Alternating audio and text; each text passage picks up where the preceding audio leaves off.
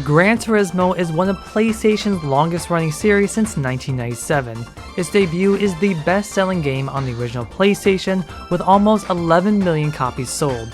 The series' success turned Gran Turismo into a massive, well-known franchise that has appeared on almost every single PlayStation console and handheld since its launch, and has now officially hit the big screen with a film adaptation. But before the worldwide success of Gran Turismo, Polyphony Digital had developed another kind of game, which is actually pretty rare for the developer whose portfolio mostly consists of their ultimate love letter to car culture. At the time, Polyphony Digital was known as Poly's Entertainment, a small development group within Japan studio. Their very first game would be 1994's Motor Toon Grand Prix for the original PlayStation, exclusive to Japan only.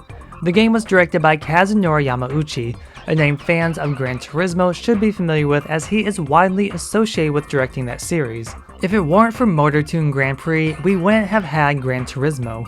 In a way, the game acted as a proof of concept for Sony.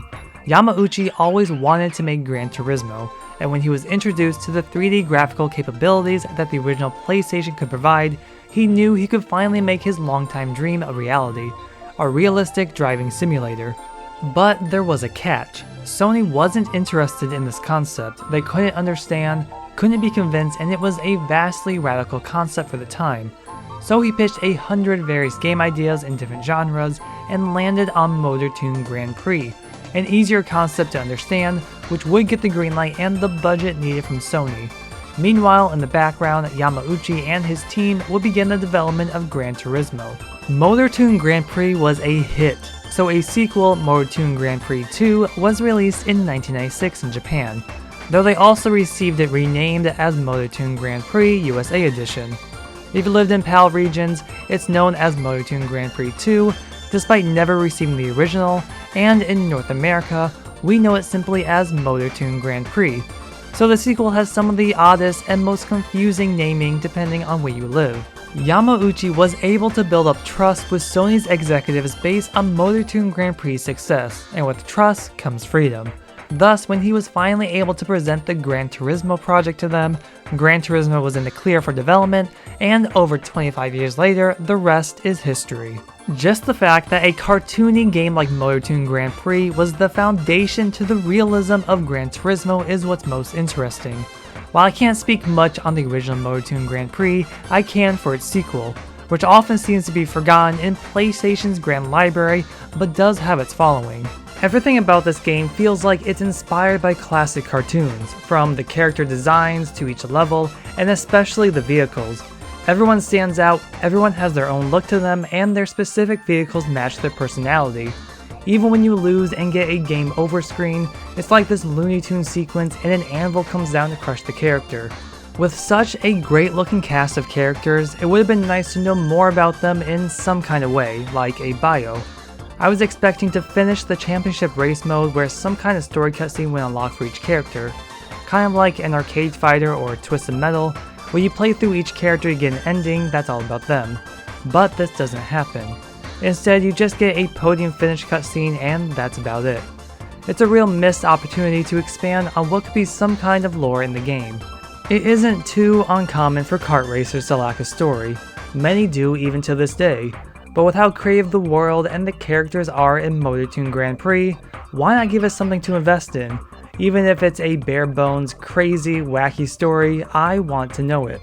But one of the coolest things in the game, and really it's probably the star of the game, are the vehicles.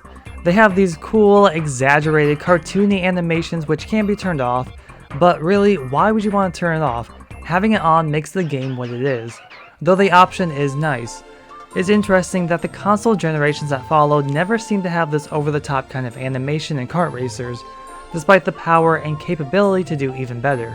And these vehicles have some weight to them. You can feel it when turning corners. It's not as crazy precise as Gran Turismo would like to have it, but there is a bit of strategy or planning involved so you can try to maintain your speed. And when it comes to each vehicle, sometimes it feels like there's a difference. Like a bit more difficulty playing as Raptor and Raptor or Vanity for the first time, but after some practice you learn how they operate. In general, the racing never has that arcade-like action that you would find in Crash Team Racing, but also has some more skill involved. Really, it feels like a mix between a variety of racers.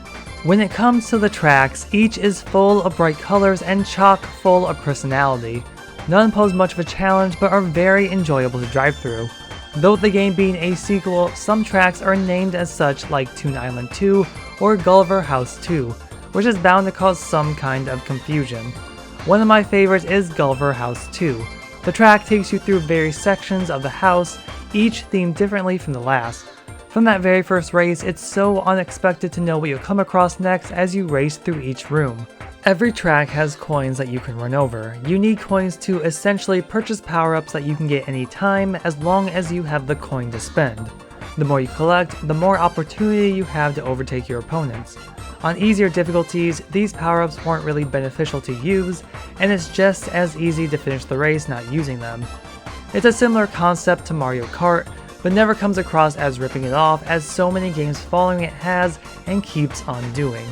But since these power-ups aren't really in your face to be noticed, it's also easily forgettable to use them, and I didn't learn about them until way later.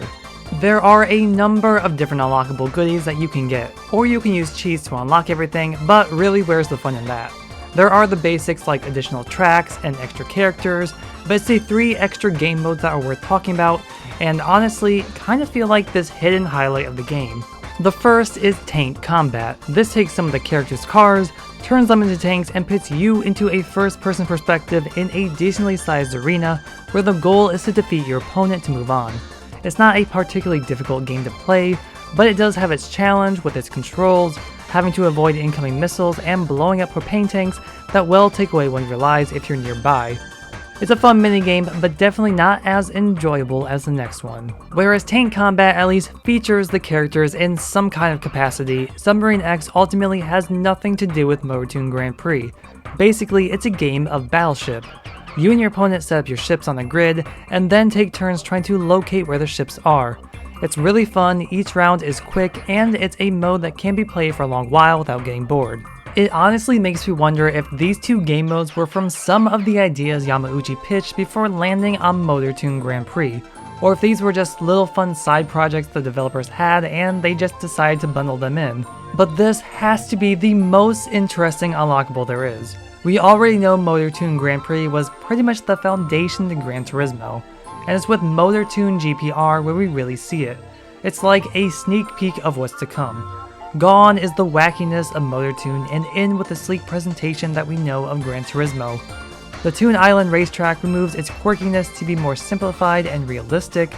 There are 2 vehicles to pick from, none from the main game, nor do they have any cartoony animations, and are what you would expect to be in Gran Turismo, despite not being licensed. Even when driving, it feels like Gran Turismo in how careful you have to be when turning corners and braking, because it's so easy to spin out of control.